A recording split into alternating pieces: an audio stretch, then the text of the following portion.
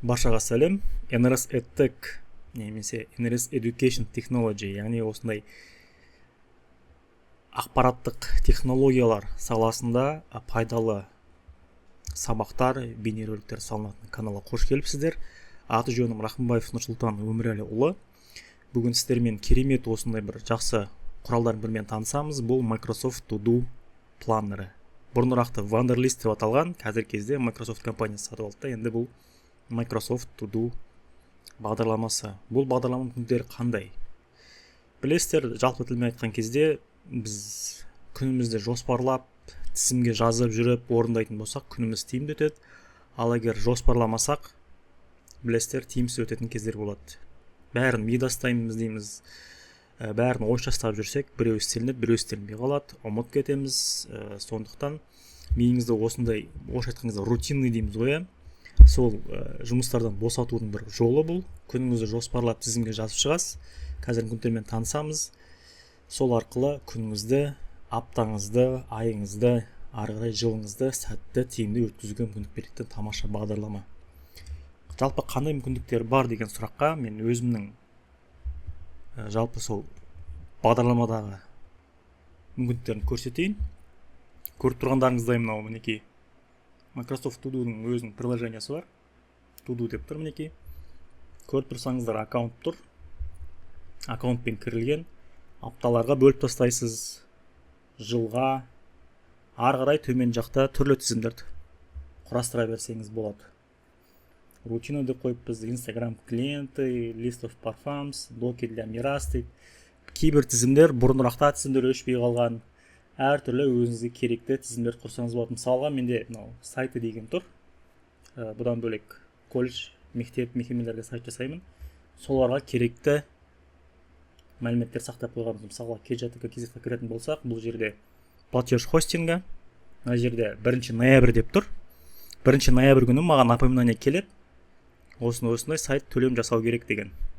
Сосын админ панельге доступ, логин, паролі барлығы осының ішінде. Сол сияқты, былайша кезде бұл бағдарламаның мүмкіндіктері өте жоғары. Күндік жоспарлауға келетін болсақ, мінекей қараңыздар, аптаңызды ашасыз. Мінекей жоспарлап құрып қойдыңыз. Орындалған болса, қараңыздар қазір жаңарып бітсін. Бас жібересіз, өшеді. Басасыз, өшеді. Жалпы мүмкіндіктер өте көп. Напоминание бар. Әртүрлі былайша кезде файлдарды қысырып қоя аласыз. Бір жасаған нәрсенің мысалға қосымша тағы да подпункт дейміз ғой. Мысалы продукт алу деп жазып қоямыз да. Тағы да подпункттер болса қоса беруге болады. Так, өте тамаша бағдарлама. Келіңіздер, жалпы танысайын сол бағдарламамен. Microsoft To Do кіреміз. Download app демей қойық. Бізге бірінші кезекте Microsoft компаниясының осы Microsoft-тан аккаунт керек бізге. Microsoft To Do дедік, Open Web бағдарламасын ашу дейік. Яғни сіз Microsoft компаниясының аккаунт ашасыз, Microsoft аккаунт. Сол аккаунтпен кіріп қоясыз да, компьютер арқылы негізі өзіңіз білесіз, телефоныңызда жоспарыңызды құрасыз ба, немесе компьютерде терген оңай ма? Мысалы, маған компьютерде тез терген оңай. Телефондағы аккаунтпен компьютердегі аккаунт бір болса болды, бір-біріне синхронизация болып, тізімдер құрыла береді. Келіңіздер, мен өз аккаунтыма кірейін. Мінекей келді. Разовый код дейді. Осыны ашамыз. Қоямыз.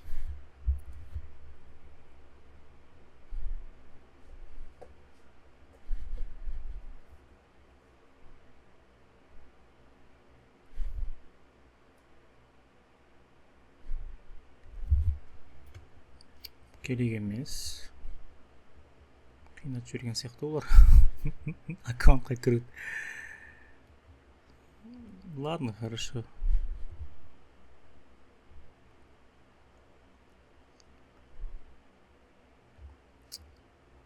Давайте пропустить. Бұл қазір бұлай жасап тұрған себебі, Windows-та білесіздер, Microsoft-қа. Windows-та сізге егер Microsoft компаниясының аккаунтымен ашылған аккаунт болса, учетный запись дейміз. сол кезде компьютердің пин-кодты тересті автоматически Microsoft'тың аккаунтына кіріп кете беру үшін жасалып жатыр. Шамалы күтейік, ашылсын дұрыстап.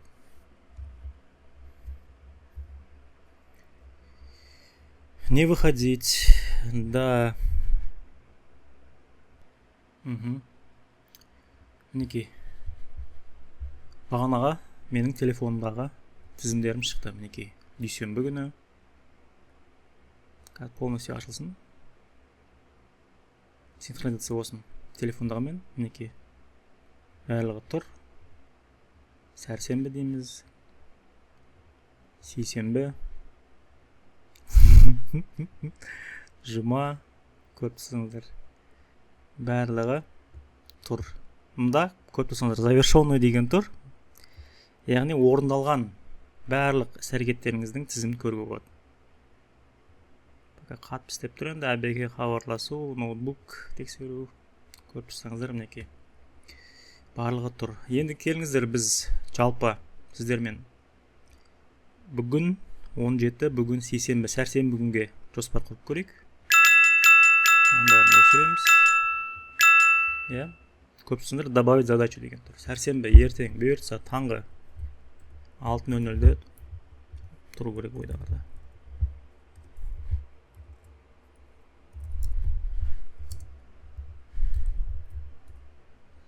Таңғы 6-та ояну. Сосын таңғы жаттығу дейік. Кейде істейміз, кейде істемейміз негізі. Сосын не істейміз? Таңғы ас. Жұмысқа бару. Жұмыста мысалға қосымша істеу керек жұмыстар болса қосып қоюға болады. Мысалға интернетті тексеру. Сайттағы материалдарды жаңарту. Сайттағы материалдарды жаңарту. Смартта журнал толтыру дейік. Колледжде жұмыс жасаймын өзім. Так, сосын кешке қарай не істейміз? Кешкі ас, серуен. Дедік, сосын кездесуіміз бар дейік. Жұмыс бабымен әртүрлі. И осы кездесуге біз напоминание, яғни ескерту қоюымыз керек. Бізге алдын ала еске салып тұрсын. Үстін бассақ, мына жерге бізге қосымша мәліметтер шық. Не істеуге болады? Добавить мой день деген бөлек тізім тұр. Соған қосуға керек деп тұр. Напомнить деген тұр. Мінекей қараңыздар, соны басамыз.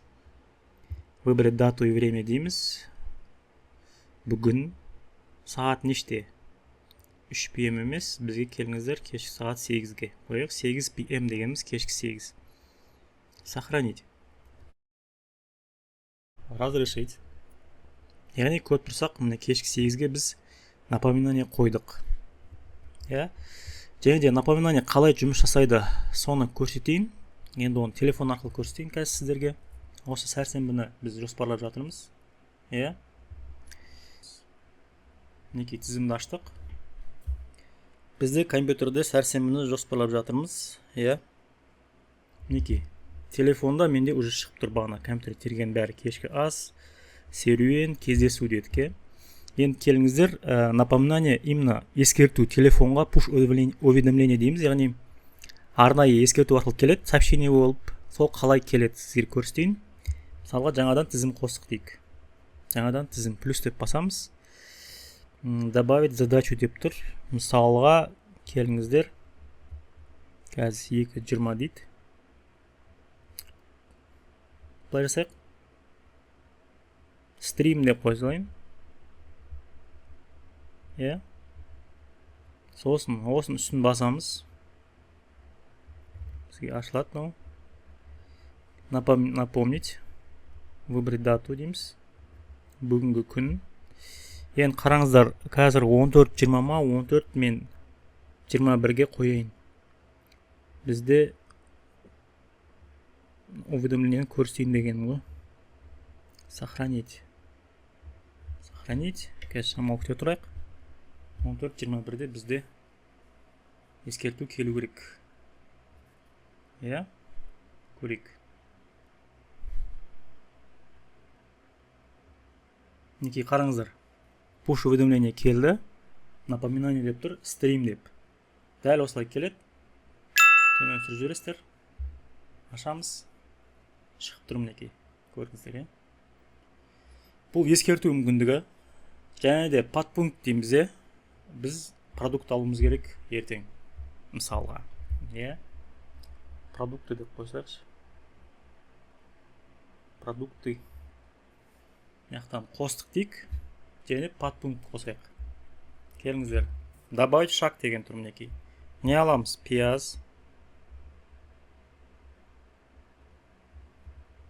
Сосын пияз дедік. Картошка. Тағы не аламыз? Сәбіз алу керек. Қостық. Тағы не бар? Макарон деп қойық. Қостық. Жаңа магазинге, супермаркетке барғаннан кейін келес, ашас. Мінекей продукт деп тұр, ашамыз. Не алу керек еді? Так, міне. Пияз алдық ба? Шық, алынды, сызып тастайды. Алынды.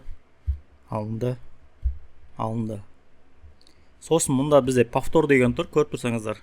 Осы іс-әрекет егер күнделікті сіздер мысалға таңғы жаттығу дейміз, қайталанатынымыз повтор деп қойсаңыз, күнделікті осы тізім қайталанып отырады.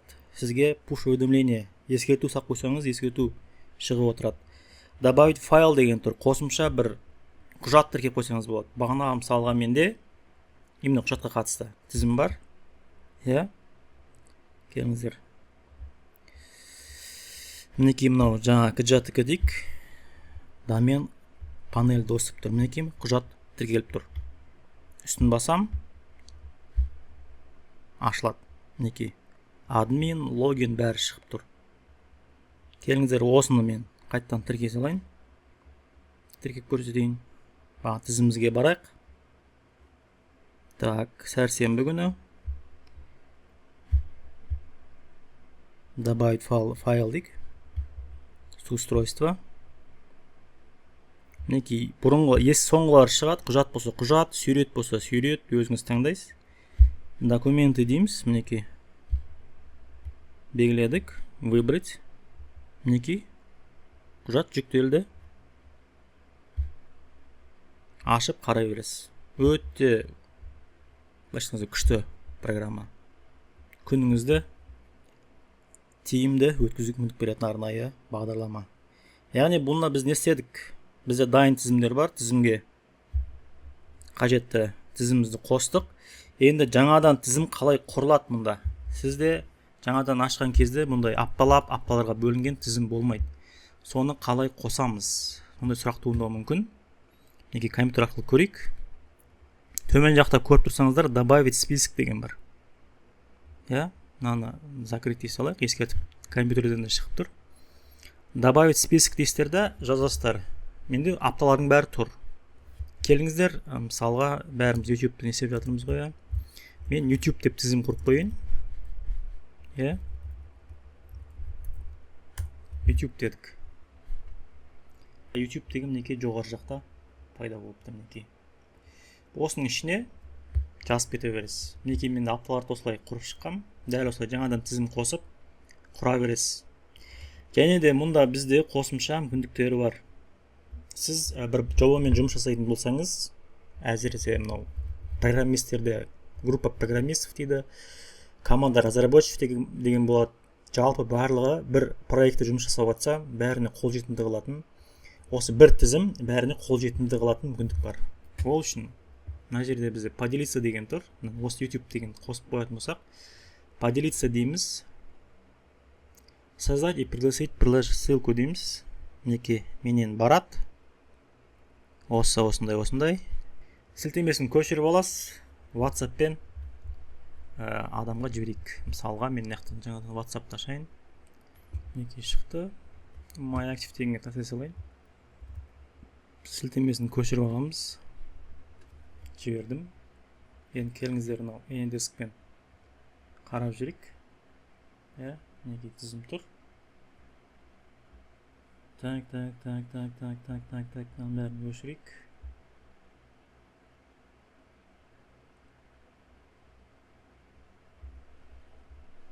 Мінекей бастық. Браузерден ашылып жатыр.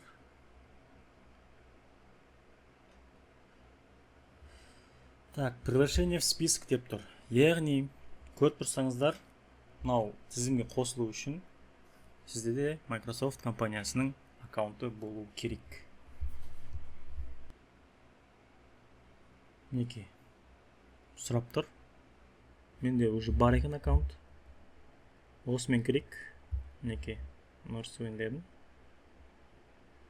У вас уже есть учетная запись деп тұр. Войти дейік.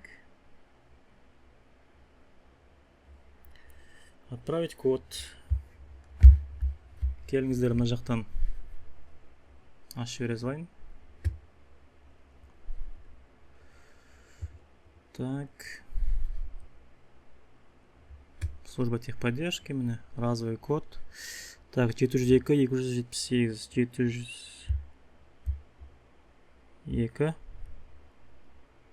578. Дедік. Енді келіңіздер бағына эндесімізді ашайық. Подтвердить. Жаңа пароль бер деп тұр. Хорошо. Жаңа пароль бере салайық.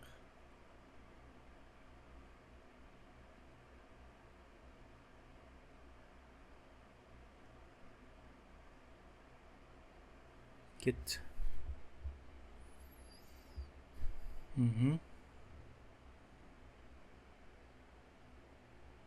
Далее. Пароль обновлен. Войти. Шамал қиындатып берді. Пароль тере салайық енді. Так, керек.